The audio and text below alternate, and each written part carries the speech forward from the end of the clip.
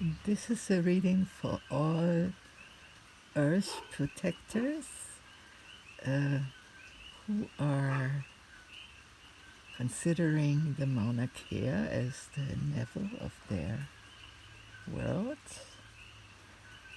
here in the Hawaiian Kingdom in continuity. And it's going to be, especially here for us, a very special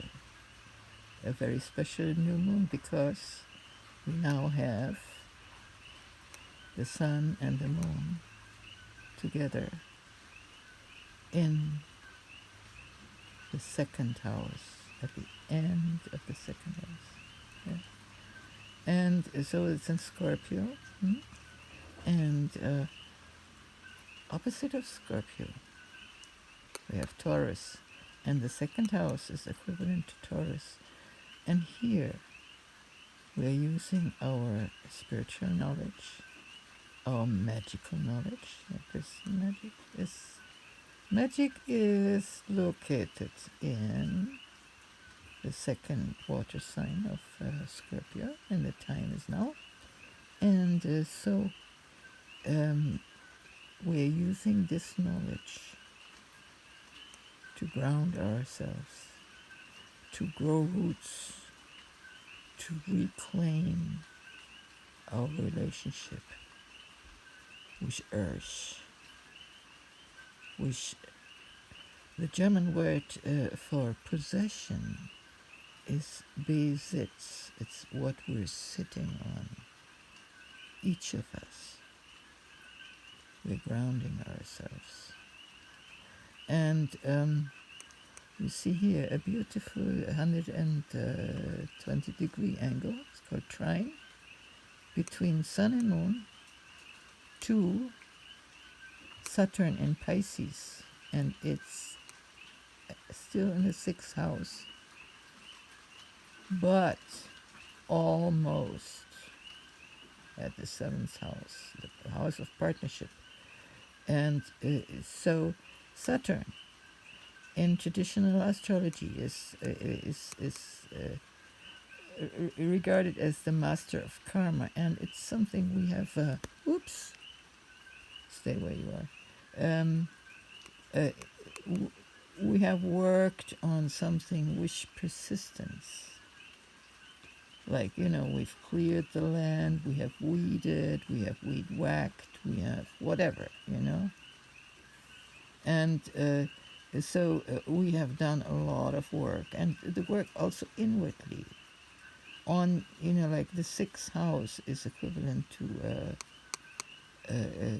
the second earth sign of Virgo.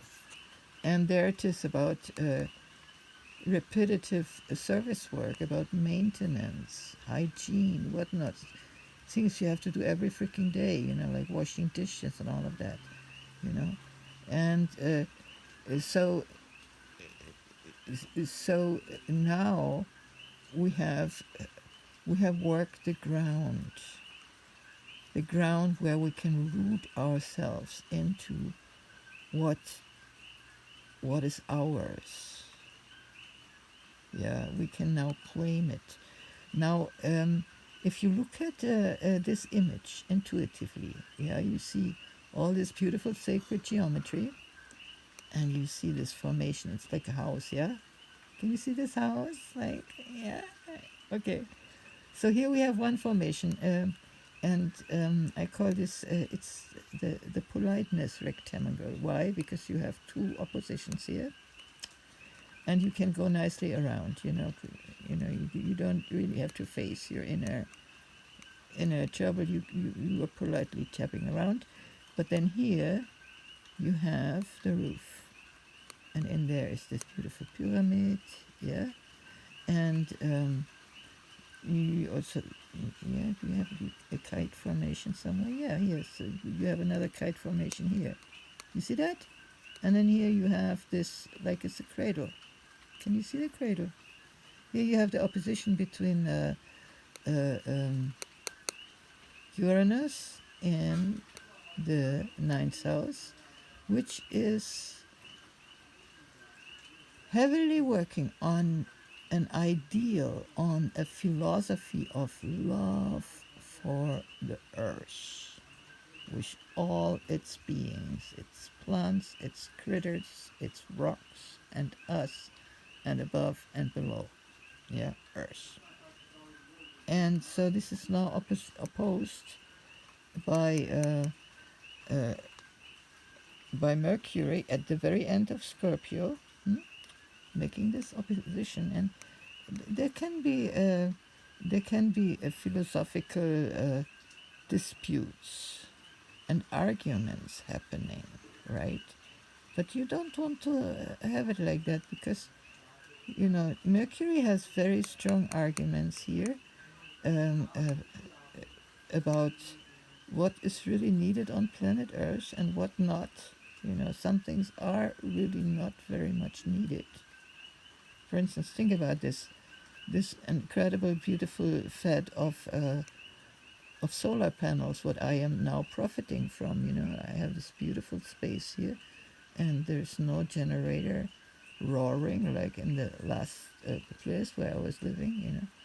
Here's all quiet. You can hear the cookie frogs and the birds sing and whatnot, and the neighbors have nice music, so it's all nice. Um, but solar panels, just like sooner or later, there will be a huge problem with recycling them, just like with the nuclear waste will come. Yeah, so we'll need new sources of energy. So this was just a by way thing. So this is going to be soon, very soon established. Not now. Now we're still, contemplating about what do we have to get rid of, what's really too toxic, what are we going to do with the toxins and whatnot. So, so this is all in the making. And oops, stay where you are. Hey, I need something like a stand for this thing, selfie stand or whatnot. Now, whatever. Um, so we have this beautiful house here, right? See there. And where's the top? Where's the roof? It's at the beautiful Neptune, god of the ocean. And Neptune, when positively aspected, and right here it's extremely beautifully aspected. There's not one seriously damaging aspect uh, on this Neptune situation in the very end of Pisces. Now Neptune belongs into Pisces, of course, ne? as the uh, as the god of the ocean belongs right there, and he is in charge for the universal, non-personal, unlimited, eternal, cosmic love that recognizes a sibling in everyone, in everybody, yeah, including the bugs and the critters. Uh, so so that's Neptune, and so he's in the very end of Pisces, and so as we are so much here in a water situation, yeah. So Scorpio is, once upon a time, was eagle, but then fell into the swamp. Yeah, so the it's the second water sign, and where the second signs of each element, starting with the second fire sign here. Yeah, I've said that many times before. Is the second fire sign, fire in the service of the ego. Second earth sign, Virgo, earth in service of the ego. Harvest time. Here, Libra, air, intellectuality, in service of the ego. Here it's about justice, and you have to have justice, and with justice you have harmony, and as a result of that you have beauty. So that's the Libra. And then here is the swamp.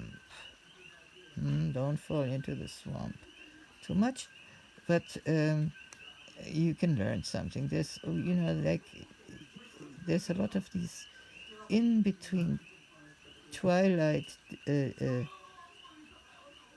close to death situations here, located in Scorpio, and so swamp is also a very fertile area, yeah, and so we have this beautifully backed up by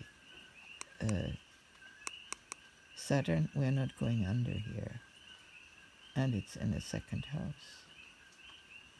So I'm making break here.